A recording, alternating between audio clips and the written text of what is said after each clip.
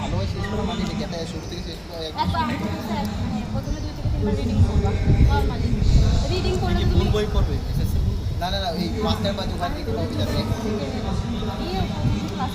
reading করবা আর MCQ গুলো তো রিডিং করতে পারবে রিডিং করে তারপরে এমসিকিউ একবার রিডিং করবা এমসিকিউ গুলো এখানে লাগাবা মানে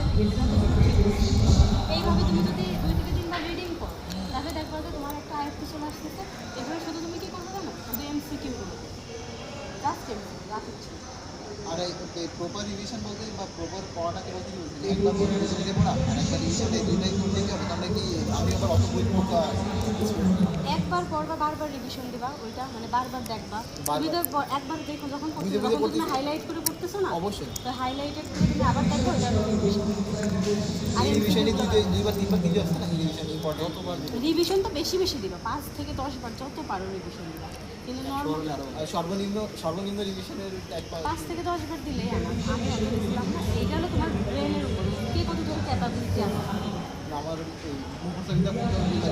বোঝার বিদ্যাটা বেশি জানি ইংলিশটা ভালো যায় আর আপু তুই কি ভিডিও করতেছিস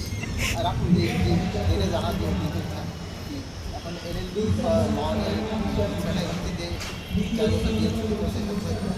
4 বছর ল থাকবে যাতে ল নিয়ে আবার মানে এটা রাজনৈতিক